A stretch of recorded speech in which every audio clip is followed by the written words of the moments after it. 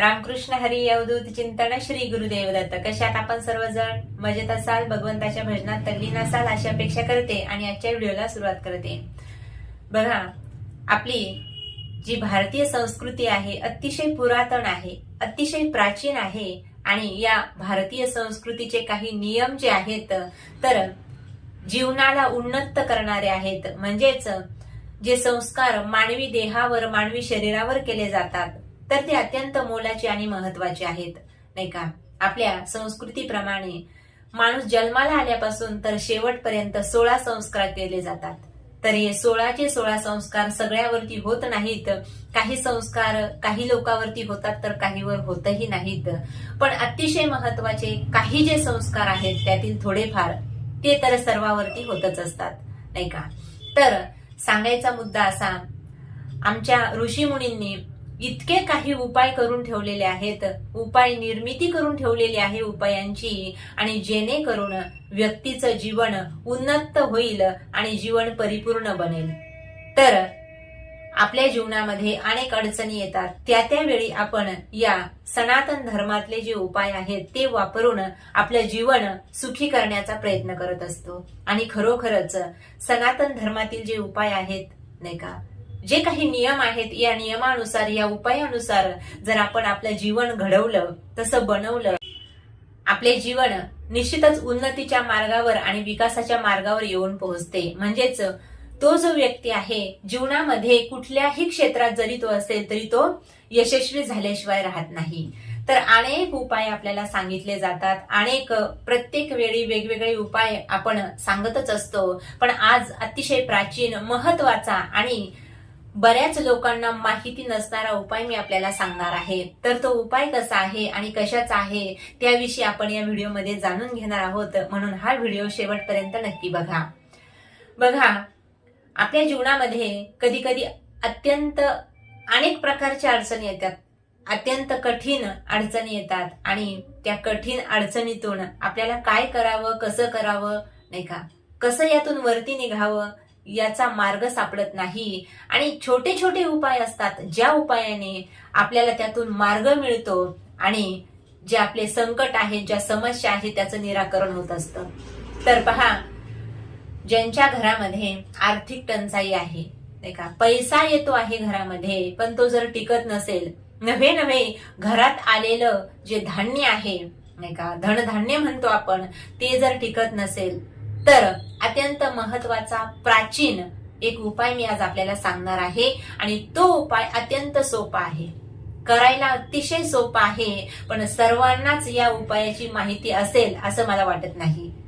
अनेक आमच्या आजोबा पंजोबापासून हा उपाय लोक करत आलेले आहेत आणि त्यांना फायदाही झालेला आहे. तर तो उपाय कसा आहे पहा.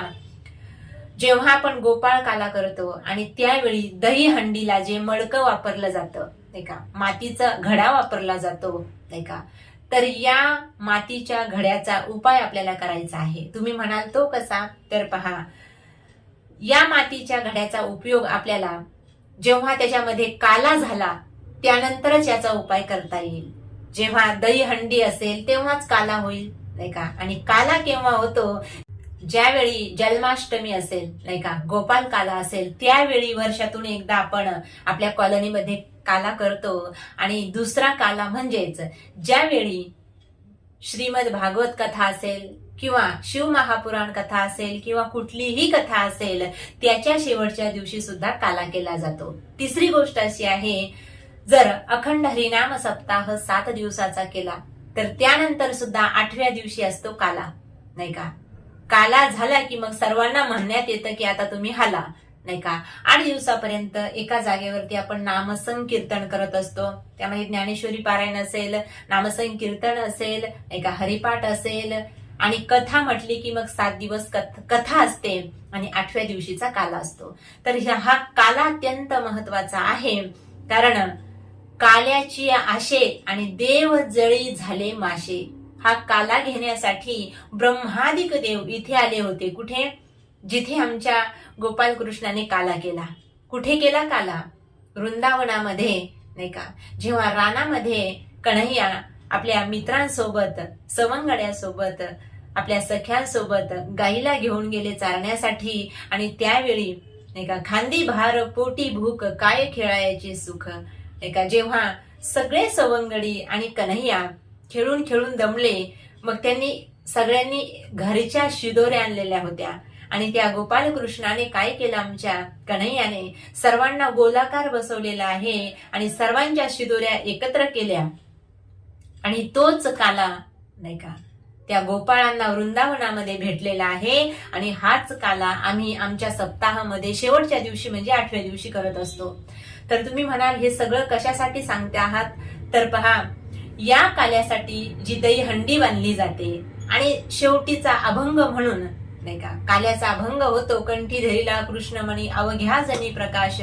हा अभंग झाल्यानंतर काय होतं तर जे महाराज असतात ते काय करतात तर ती दहीहंडी फोडतात.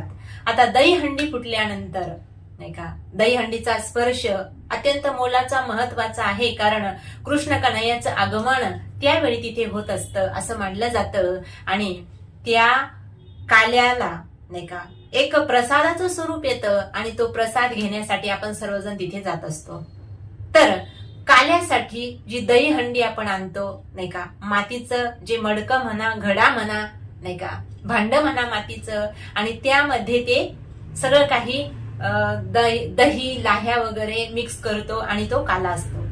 तर दही हंडी फोडल्यानंतर त्या हंडीचं काय केलं जातं तर आता ज्यांना ज्यांना माहित आहे ते काय करतात या दही हंडीचा थोडासा फुटलेला तुकडा आपल्या घरी आणतात आणि आपल्या अन्नधान्यामध्ये ठेवतात. काही जण आपल्या पिठामध्ये सुद्धा हे ठेवतात. तर अन्नधान्यामध्ये का ठेवला जातो हा तुकडा तर याने समृद्धी येते नाही का. आमचे भगवान गोपाल कृष्ण ज्यांच्या घरी असतात त्यांच्या घरात समृद्धी आपोआपच येते. पण एक प्रकारचा भगवंताचा स्पर्श त्या दहीहंडीला झालेला असतो, कन्हैयाचा स्पर्श त्या दहीहंडीला झालेला असतो आणि त्या काल्याची जी हंडी असते आणि त्याचा थोडासा तुकडा आपण आपल्या जर घरी आणला आणि आपल्या अन्नधान्यामध्ये ठेवला किंवा आपल्या पिठाच्या डब्यामध्ये जरी ठेवला तरी सुद्धा काय होतं तर आपल्याला समृद्धी यायला लागते. म्हणजेच काय आपल्या घरातली जी समृद्धी आहे जी बरकत आहे ती वाढायला लागते. तुमच्या घरातील जी लक्ष्मी आहे ती सुद्धा वाढायला लागते. का तर स्वतः कृष्ण कन्हैयाचा आशीर्वाद तुमच्या अन्नधान्याला लाभतो. कशामुळे त्या दहीहंडीच्या तुकड्याच्या स्वरूपामध्ये. म्हणून तुम्ही जर कुठेही गेले कुठेही काल्यासाठी गेले आता सध्या शिव महापुराण कथा असतात आणि त्यानंतर सुद्धा काला केला जातो. तिथून नक्कीच काला जर तुम्हाला घ्यायला नाही जमलं तर राहू द्या पण दहीहंडीचा तुकडा नाही का त्या मातीच्या घड्याचा तुकडा आपल्या घरी आणा आणि आपल्या धान्यामध्ये टाका. नक्कीच तुमच्या घरामध्ये बरकत आल्याशिवाय राहणार नाही. सुंदरसा उपाय आहे आणि अतिशय दिव्य आहे, दुर्लभ आहे आणि याला कुठल्याही प्रकारचा खर्च लागत नाही का. आपण सामान्यतः प्रत्येक ठिकाणी जातच असतो जिथे जिथे भजन कीर्तन असेल नाही का. काल्याचं कीर्तन तर आवर्जून कोणी सोडत नाही कारण काल्याच्या कीर्तनानंतर काय असतं तर महाप्रसाद असतो. भलेही 8 दिवस लोक कीर्तनाला जात नाहीत पण शेवटचा दिवस चुकवत नाहीत. का भजनही असतं आणि भोजनही असतं. म्हणून नक्कीच तुम्ही सुद्धा हा उपाय करा. अतिशय देव दुर्लभ असणारा उपाय आहे कारण ही दहीहंडी अत्यंत मोलाची आहे नाही का. कृष्ण कन्हैयाचा हाताचा स्पर्श या दहीहंडीला झालेला असतो आणि ते जे छोटस खापर म्हणूया आपण त्याला नाही का छोट्याशा मडक्याचा त्या तुकडा दहीहंडीच्या मडक्याचा तुकडा आपल्या घरामध्ये अन्नधान्यामध्ये ठेवायचा आहे.